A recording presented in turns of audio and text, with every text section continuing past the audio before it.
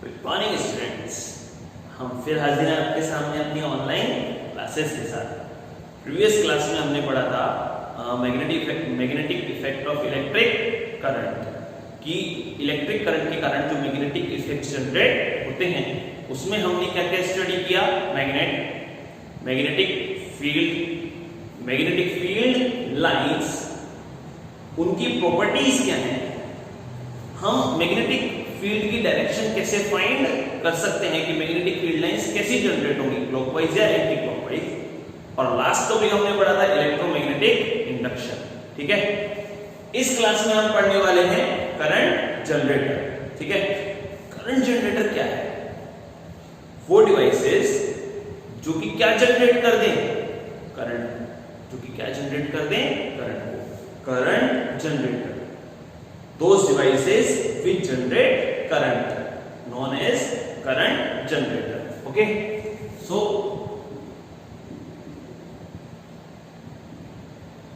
those devices or equipments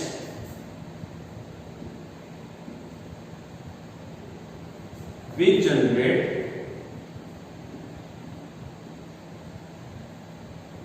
electric current are known as current generator. ठीक है, कितने type के होते हैं? दो टाइप के होते हैं। फर्स्ट इज अल्टरनेटिंग, इसे हम बोलते हैं एसी करंट जनरेटर, और इसे बोलते हैं digital current means DC current generator. ठीक है, इसे डायरेक्ट करंट जनरेटर भी बोलते हैं। अब अल्टरनेटिंग करंट जनरेटर का मीन्स क्या है? ठीक है, इसका मीन है the value of generated current is very high. मतलब यहां पर जो करंट जनरेट होगी वो हाई होगी, हमको उससे बिजली का झटका लगेगा। ठीक है, they change their value according to time.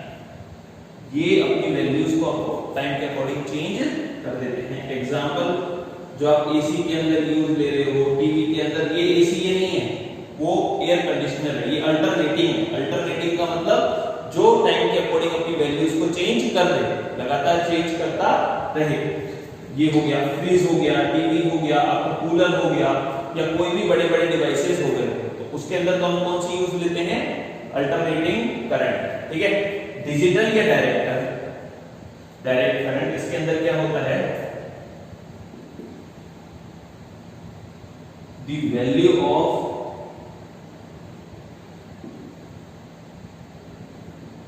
Generated current is लो,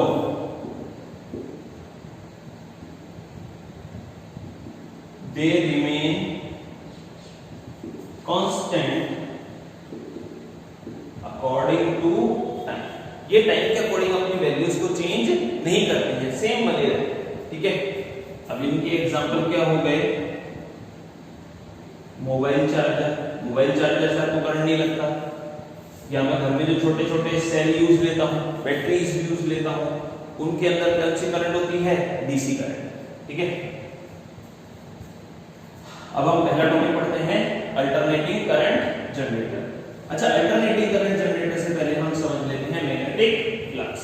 ठीक है, मैग्नेटिक फ्लक्स क्या है? मैग्नेटिक फ्लक्स बहुत सिंपल सा टॉपिक है। ये हम इसलिए समझ रहे हैं क्योंकि ये काम आएगा। ठीक है, ओके, हमने माना कि हमारे पास एक सरफेस है जिसका नाम है PQRS। ठीक है, और ये किसी मैग्नेटिक फील्ड के अंदर रखी है। मैग्नेटिक फील्ड के अंदर रखी है तो मतलब ये भी क्या होगी, मैग्नेट की तरह बिहेव करेगी, और मैग्नेट की तरह बिहेव करेगी तो इससे परपेंडिकुलरली क्या निकलेगी, मैग्नेटिक फील्ड लाइंस। ठीक है, मैग्नेटिक फील्ड लाइंस। तो इन मैग्नेटिक फील्ड लाइंस की काउंट को हम क्या बोल देते हैं, magnetic flux. The number of magnetic field lines, the number of magnetic field lines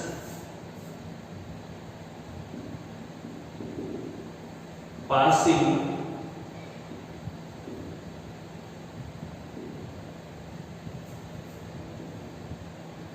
perpendicularly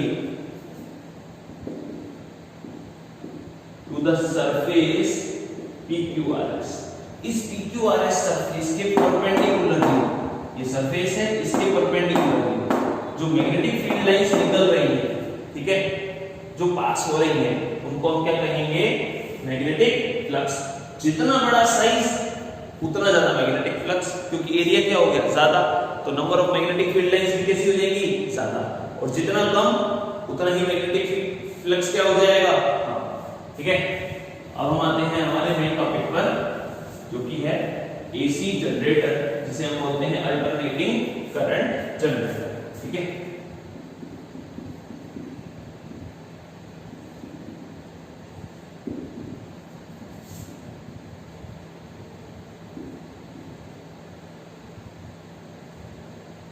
alternating current. सबसे पहले हम इसकी देख लेते हैं स्ट्रक्चर क्या है। ठीक है, इस स्ट्रक्चर में हमने क्या किया, सबसे पहले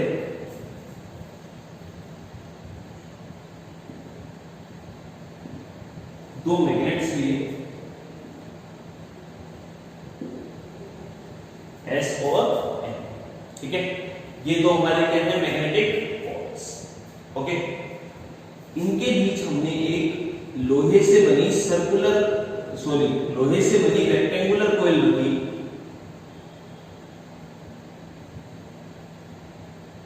ठीक है, ये क्या है, आयरन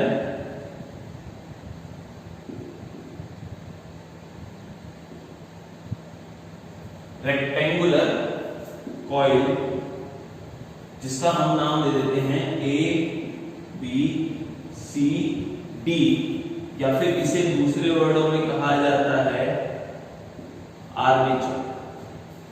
ठीक है, इसे दूसरे वर्डों में क्या कहा जाता है, आर्मेचर। इसको ऐसे ही क्यों सेट किया, इसको ऐसे इसलिए सेट किया, मैंने आपको बताया था मैग्नेटिक पोल्स की property, magnetic field lines N से चलती हैं और एस पर आती हैं मैग्नेट के बाहर, और मैग्नेट के अंदर एस से कहां आती हैं, एन पर। एस से कहां आती हैं, एन पर। ठीक है, तो हमने आर्मेचर को इस अकॉर्डिंग प्लेस किया है कि ए बी और सी डी, ए बी और C D, A B comma C D किसके परपेंडिकुलर आ जाएं, magnetic field lines, magnetic field lines of S N. ठीक है, और बीसी और एडी किसके पैरेलल आ जाएं, magnetic field lines of S N. ठीक है, एबी और सीडी के तो क्या हो जाएं, परपेंडिकुलर, बीसी और एडी के क्या हो जाएं, पैरेलल। ठीक है, अब आपने एक एक्सेल देखी होगी, एक्सेल एग्जांपल लेकर चलता हूं, पंखा अपन देखते हैं, पंखे में एक रोड लगी होती है, जब वो घूमता है तभी तो हमारा पंखा घूमता है। ठीक है, उसके कारण ही तो हमारा पंखा घूमता है। ओके, आपने अपनी पानी वाली मोटर देखी होगी, पानी वाली मोटर में पीछे एक रोड लगी होती है जिसपे एक फैन लगा होता है, जब वो रोड घूमेगी तभी तो हमारा फैन घूमेगा। ठीक है, तो यहां पर एक एक्सेल लगी होती है, क्या होती है, एक्सेल। ठीक है, समझ में आ गया अच्छे से, जो कि दो सर्कुलर डिस्क S1 और S2, S1 और S2 के बीच बैलेंस कंडीशन में रहती है। S1 और S2 के बीच कैसी कंडीशन में रहती है? Balance condition. ठीक है, फिर ये जुड़े होते हैं ब्रशेस से। ब्रशेस का काम होता है जो भी फ्रिक्शन के कारण हीट जनरेट हो रही है उसको एब्सॉर्ब करना। ठीक है, ये है ब्रश B1, ये है B2 और नीचे होता है हमारा लोड जिस पर हम करंट जनरेट करते हैं। ठीक है, S1 S2।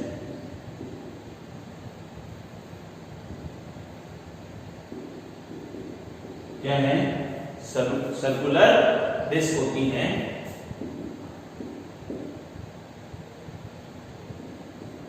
To balance axle. ये हमारी एक्सल है। ठीक है, और B1 B2 ये होते हैं ब्रशेस। ठीक है, इनका काम क्या होता है? Absorbing generated heat, absorbing generated heat. ठीक है, एक बार स्ट्रक्चर दोबारा समझ लेते हैं। दो मैग्नेटिक पोल्स S और N, इनके बीच हमने एक रेक्टेंगुलर कॉइल रखी है ABCD, जिसको हम आर्मेचर भी कहते हैं। इसको इस अकॉर्डिंग प्लेस किया गया है कि AB और CD S और N के परपेंडिकुलर हो, BC और AD इन लाइंस के क्या हो? पैरेलल। ठीक है, फिर जो एक्सल है उसको दो स्प्लिट रिंग्स S1 S2, इनको सर्कुलर डिस्क भी बोल देते हैं या फिर स्प्लिट रिंग्स भी बोल देते हैं। ठीक है, S1 S2 के बीच हमने रखा है जिनको ब्रशेस B1 B2 से जोड़ा है और नीचे क्या जोड़ दिया है? लोड। तो ये तो थी इसकी स्ट्रक्चर। अब इसकी देखते हैं हम वर्किंग। ठीक है, इसकी वर्किंग है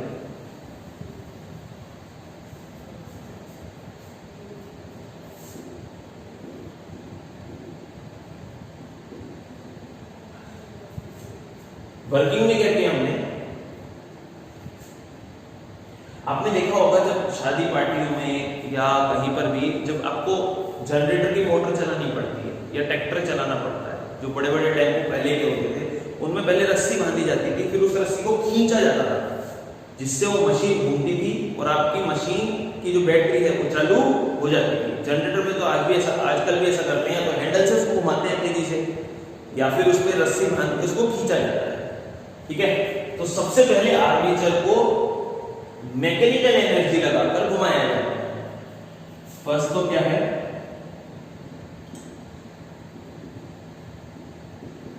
रोटेट आर्मेचर बाय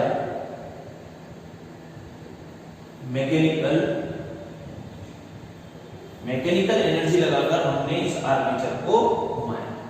एक एक पॉइंट बहुत धीरे धीरे बोलूंगा, आराम से समझिएगा। आर्मेचर को सबसे पहले हमने मैकेनिकल एनर्जी लगाकर घुमाया। अब जब हम घुमाएंगे तो इस कंडीशन में AB तो ऊपर की तरफ आएगा और CD कहां जाएगा? नीचे की तरफ। ठीक है, तो फर्स्ट हाफ रोटेशन में AB ऊपर CD नीचे। इन फर्स्ट हाफ सर्कल या फिर रोटेशन। ठीक है, AB तो कहां जा रहा है? अपवर्ड। और CD कहां जा रहा है? डाउनवर्ड। ठीक है, AB तो कहां आ रहा है? अपवर्ड। और CD कहां जा रहा है? डाउनवर्ड। इस कंडीशन में जो मैग्नेटिक फ्लक्स है, जो इस सरफेस के कारण मैग्नेटिक फ्लक्स है, वो क्या हो जाता है? डिक्रीज। मैग्नेटिक फ्लक्स क्या हो जाता है? डिक्रीज। तो एक करंट फ्लो होना चालू होती है। ठीक है, current starts flowing current start हो जाती है फ्लो होना, लेकिन कैसी डायरेक्शन में? Clockwise direction. कैसी डायरेक्शन में? Clockwise direction. दोबारा समझेंगे। जब हमने आर्मेचर को घुमाया तब AB ऊपर CD नीचे। जब AB ऊपर आएगा और CD नीचे आएगा तो मैग्नेटिक फ्लक्स क्या हो जाएगा? डिक्रीज, जिसके कारण करंट स्टार्ट करना चालू करेगी फ्लो होना, लेकिन कैसी डायरेक्शन में? Clockwise direction. ठीक है। थर्ड पॉइंट, अब AB तो कहां चला गया? CD की जगह, और CD कहां गया? AB की जगह। मतलब AB तो कहां चला गया? CD की जगह, और CD कहां गया? AB की जगह। ठीक है। तो सेकेंड हाफ रोटेशन में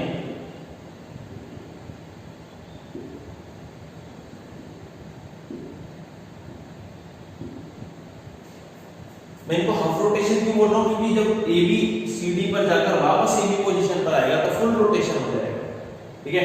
इन सेकेंड हाफ रोटेशन, अब सेकेंड हाफ रोटेशन में CD तो इधर आ गया और AB कहां गया? इधर। तो अब AB कहां जाएगा? नीचे, और CD कहां आएगा? ऊपर। AB तो गया डाउनवर्ड, तो CD कहां गया? अपवर्ड। पहले मैग्नेटिक फ्लक्स क्या हो रहा था? डिक्रीज। अब मैग्नेटिक फ्लक्स क्या हो जाएगा? इंक्रीज।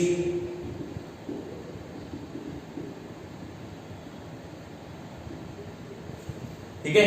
अब मैग्नेटिक फ्लक्स क्या हो जाएगा? इंक्रीज। तो फिर से करंट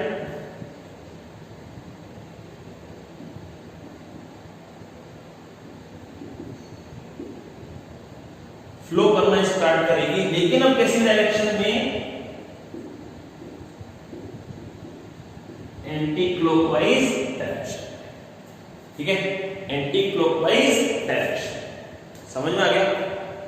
दोबारा देखते हैं पूरा एक बार अच्छे से स्ट्रक्चर के अकॉर्डिंग S और N तो मैग्नेटिक पोल्स रखे, जिसके बीच में एक आर्मेचर रखा ABCD, AB और CD SN के perpendicular, BCAD SN magnetic field lines के पैरेलल। यहां पर दो स्प्लिट रिंग्स रखी हैं S1 S2, इसका काम है एक्सेल को बैलेंस बनाए रखना, B1 B2 जिसका काम है हीट को एब्जॉर्ब करना। नीचे लगा है लोड। जब हमने आर्मेचर को मैकेनिकल एनर्जी से रोटेट किया तो AB तो कहां जाएगा? AB तो आ गया ऊपर, और CD कहां चला गया? नीचे। ये A, ये B, ये C, ये B। AB तो कहां जा रहा है? ऊपर, और CD कहां जा रहा है? नीचे। इस कंडीशन में मैग्नेटिक फ्लक्स क्या हो गया? डिक्रीज। तो करंट तो फ्लो करना स्टार्ट करेगी, लेकिन कैसा? क्लॉकवाइज। अब AB इधर आ गया, CD इधर। सेकंड हाफ रोटेशन में AB कहां जाएगा? नीचे, और CD कहां जाएगा? ऊपर। तब मैग्नेटिक फ्लक्स क्या हो जाएगा? इंक्रीज। तो करंट फिर से स्टार्ट करना चालू करेगी, फ्लो होना चालू करेगी, लेकिन अब कैसी डायरेक्शन में? एंटी क्लॉकवाइज डायरेक्शन में। इसका ग्राफ देखते हैं। फर्स्ट हाफ रोटेशन में AB ऊपर आ रहा है। AB कहां आ रहा है? ऊपर। ये मैक्सिमम पॉइंट है। तो पहले करंट 0 से चलते चलते चलते चलते मैक्सिमम पॉइंट पर आएगी, और फिर जब ये मैक्सिमम पॉइंट पर आ गया तो फिर ये डिक्रीज होना चालू करेगी, और किस पोजीशन पर चली जाएगी? 0 पर। ठीक है। तो यहां पर हो गया इसका मैक्सिमम। ओके, समझ में आ गया? अब सेकेंड हाफ रोटेशन में ये तो है क्लॉकवाइज। ठीक है। सेकेंड हाफ रोटेशन में AB तो कहां जा रहा है? नीचे, और CD कहां आ रहा है? ऊपर। इस कंडीशन में भी AB नेगेटिव डायरेक्शन में मैक्सिमम है, और फिर से क्या होता जाएगा? 0।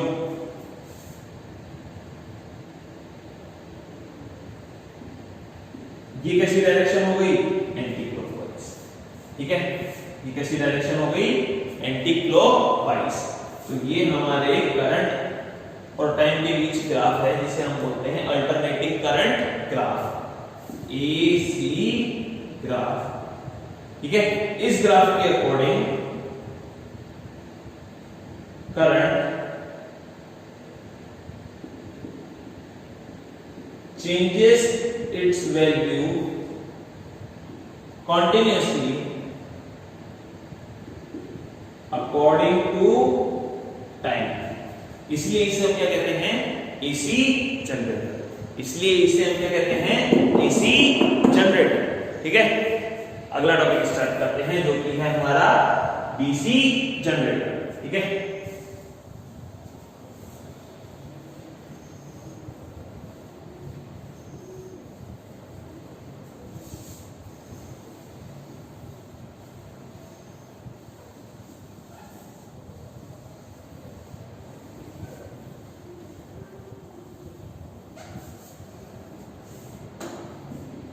अगला है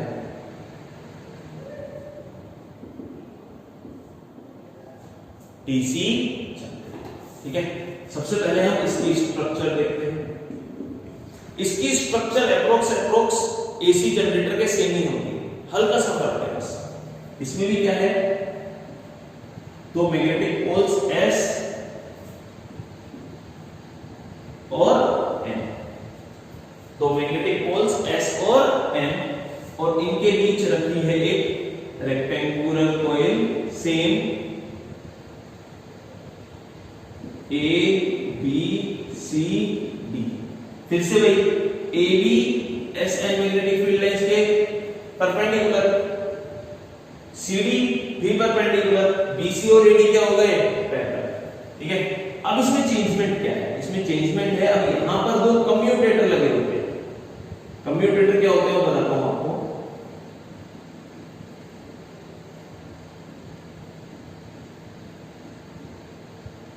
ये तो हमारे क्या लगे हैं, कम्यूटेटर।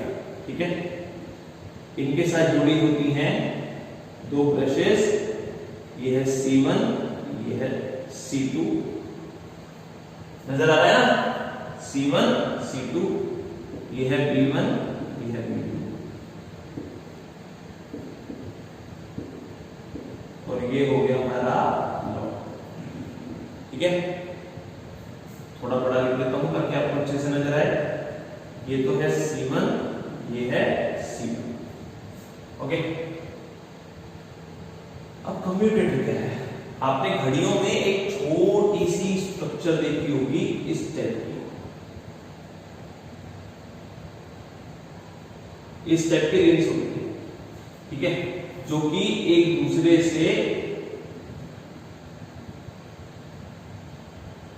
कनेक्टेड होती है। जब ये घूमती है तो ऑटोमेटिक दूसरी भी घूमना चालू कर देती है।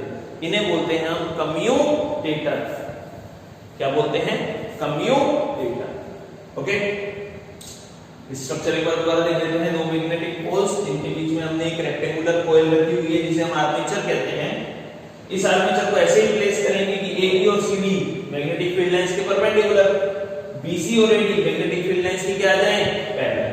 ठीक है, इसमें दो कम्यूटेटर जुड़े होते हैं C1 C2 और दो ब्रशेस जुड़ी होती हैं B1 B2 और नीचे क्या जुड़ा होता है, लॉड। अब इसकी वर्किंग देखते हैं। ठीक है, सेम उसके अकॉर्डिंग ही इसकी वर्किंग है, थोड़ा थोड़ा सा फर्क है बस। हमने क्या किया, आर्मेचर ABCD को मैकेनिकल एनर्जी से रोटेट किया। ठीक है, रोटेट आर्मेचर ABCD बाय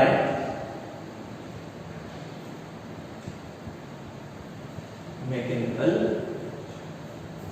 ठीक है, अब फर्स्ट हाफ रोटेशन में C1 तो B1 से जुड़ा है और C2 क्या है, B2 से।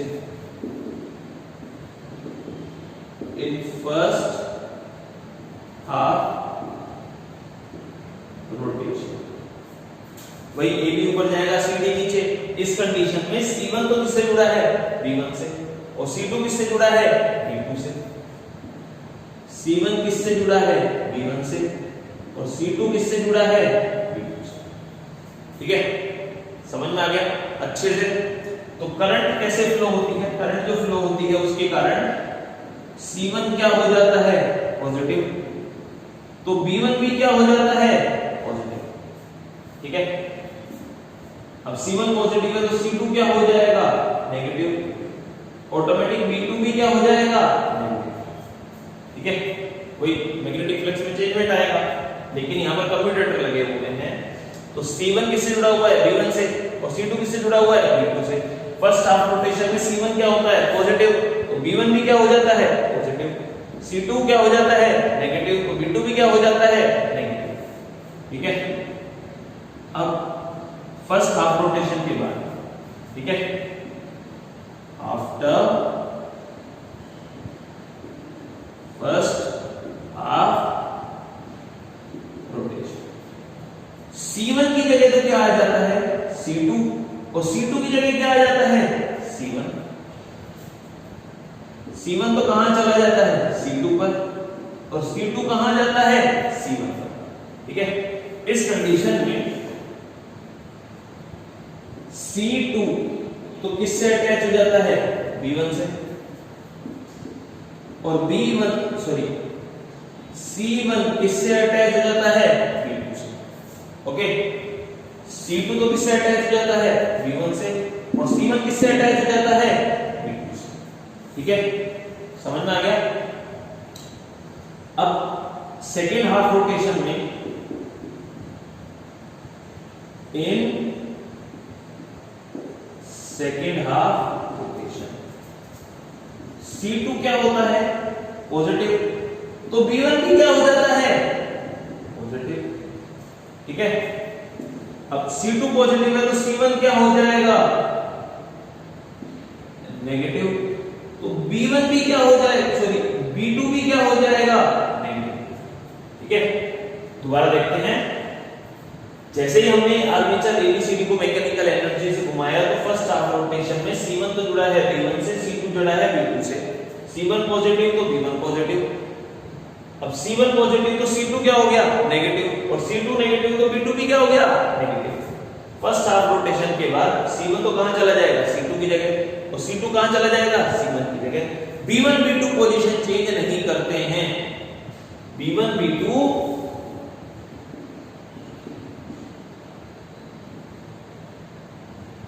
Never change position. ठीक है, अब फर्स्ट हाफ रोटेशन के बाद C2 तो किससे कनेक्ट हो जाएगा? B1 से, और C1 किससे कनेक्ट हो जाएगा?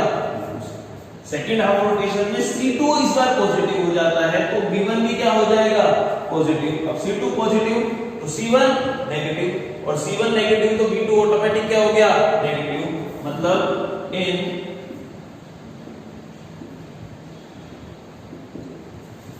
full rotation B1 always positive और B2 always negative, B1 always positive और B2 always negative। तो जो फ्लोइंग करंट है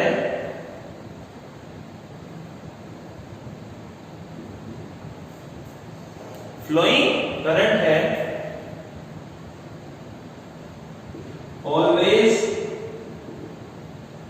remains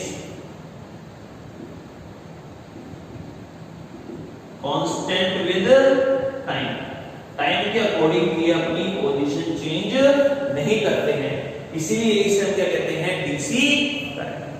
ठीक है, इसलिए इसे हम क्या कहते हैं? DC current. पूरे फुल रोटेशन में B1 हमेशा पॉजिटिव होता है और B2 हमेशा नेगेटिव, तो करंट हमेशा एक ही डायरेक्शन में बहेगी, B1 से B2 की ओर। ठीक है, current always flow in direction of B1 from B2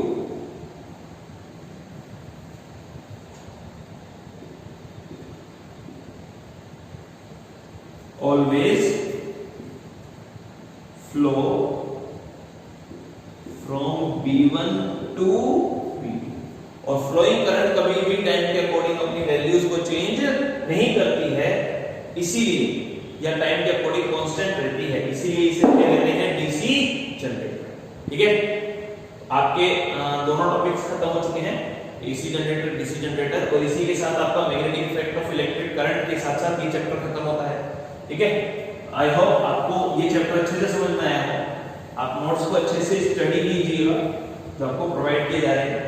ठीक है, उन्हें नोट डाउन कीजिएगा, क्योंकि मैं पीडीएफ फाइल के थ्रू आपसे वो नोट्स मंगवाऊंगा, चेक करूंगा कि आप कितना होमवर्क प्रॉपर कर रहे हैं, और बाकी आप मुझे अच्छे से जानते हैं। ठीक है, तो मिलते हैं आपके साथ अगली क्लास में अगले टॉपिक्स के साथ।